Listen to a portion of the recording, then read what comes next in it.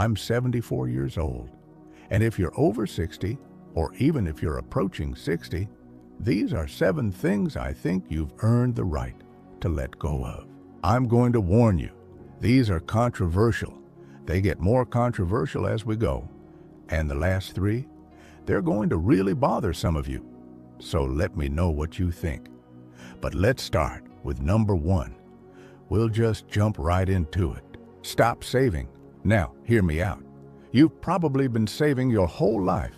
If you're anything like me, you've been saving fairly aggressively. You've probably been living that millionaire next door lifestyle, right? Clipping coupons, buying the store brand, driving the same car for 15 years. Do I really think you should completely stop saving? Maybe. Depends on how much you've saved. But at a minimum, I want you to stop sacrificing unnecessarily. You know, there's something admirable about saving every dime you can. I respect that. I did it for decades. But here's what I didn't understand until recently. You might be sacrificing for no reason. And how do you know if you're sacrificing unnecessarily?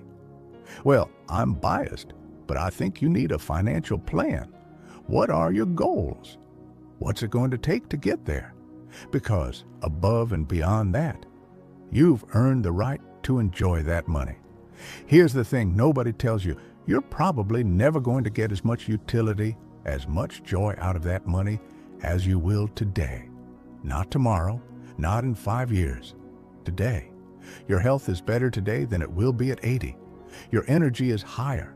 Your ability to actually do things with that money, it's at its peak right now. So that's number 1, and that was probably fun to hear, right?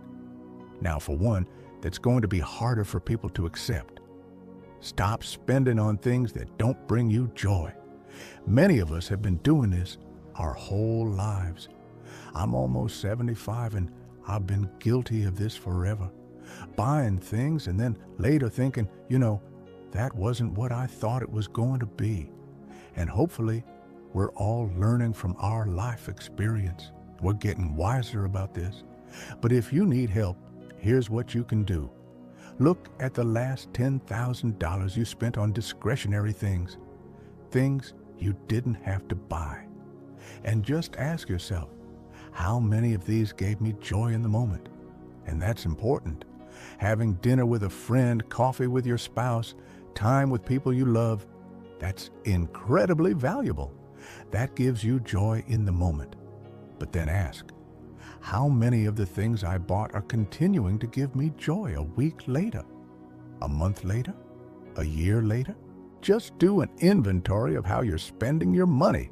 Be critical. Ask yourself, is this actually bringing me joy? For me, when I did that inventory, I realized most of the stuff I was spending money on didn't bring me joy. You know what did? The things I viewed as experiences, adventures, time with friends and people I love. So number 2, stop spending money on things that don't bring you joy. Okay, number 3, I'm getting a little personal here and I apologize.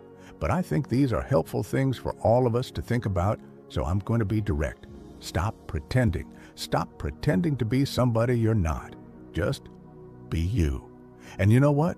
You are a great person. The world needs you. Your authentic self. Don't pretend to be somebody you're not. We all have roles we play in life, right? Maybe you're a parent. Maybe you're a spouse, a life partner. You're a family member to your siblings. You're a friend to somebody. These are all authentic roles. They're different versions of you. But be you.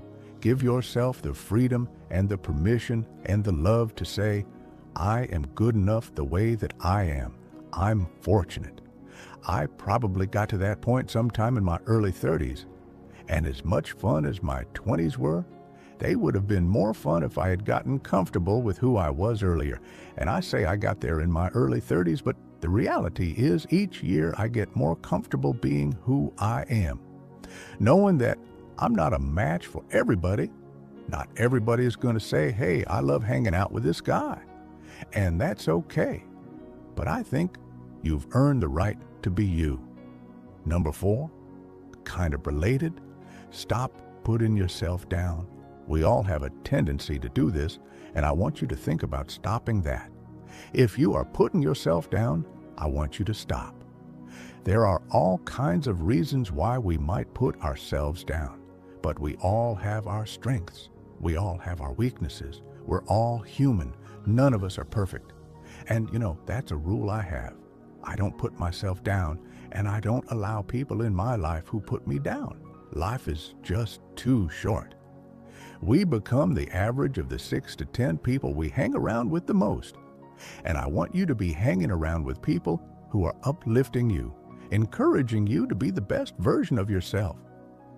But if you're putting yourself down and you're 60 years old, if you're not going to stop that now, you'll never stop it. So if you need to see a therapist, I have. I went in my 30s. I had some baggage I had to deal with. Go see a therapist. But free yourself of that. As long as we're talking about therapy, let's go to the next one. Stop worrying. Worrying steals joy from all of us, and life is too short to be worrying. None of us can control the future. The future is not guaranteed for any of us. Regret is about looking at the past. Anxiety and worrying is about looking at the future. And you know what? The past is done. We can't rewrite the past. And the future, we can't control it. So we do the best that we can. And that's good enough. I know people who have spent decades worrying about things that never happened. Decades. That's time they'll never get back. Time they could have spent feeling peaceful, feeling present, enjoying what they had. So stop worrying. I know it's easier said than done. But at 60, 70, 74, you don't have time to waste on worry anymore. Okay, now on to the ones that are really going to get me in trouble. Number 6, stop over-supporting adult children who can take care of themselves. Oh boy, I know this one's going to upset people. And listen, as parents, we want what's best for our kids. It's incredibly easy to say, I'll help you go to graduate school, or I'll help you with a down payment on your house. And if you can afford to do that, and your retirement is still solid, great. If that's something you want to do it. But don't put your retirement at risk to help out adult children who can take care of themselves. They have student loans to go to graduate school. They have mortgages to buy houses. They have car loans to buy cars. But you know what type of loan they don't have? They don't have retirement loans. So number 6, stop over-supporting adult children who can take care of themselves. I know that's controversial. I'm a parent. I'm guilty of over-supporting my kids as well, but I just want to encourage you. If your retirement is not shored up, give yourself permission to say, you know what? I'm not going to do that anymore. Because here's the reality. If you run out of money, who do you think is going to have to support you? Your kids. The same kids you're helping now. So you're not actually helping them in the long run if you're jeopardizing your own future. Number 7, this is the big one. Stop taking your health and your time for granted. Having time in retirement is critical. But your retirement is going to look very different if you allow your health to go south. So invest that time in your health. Invest the time to shop for healthier foods. Invest the time to cook healthy food. Invest the time to stay active. It is so critical that we stay active.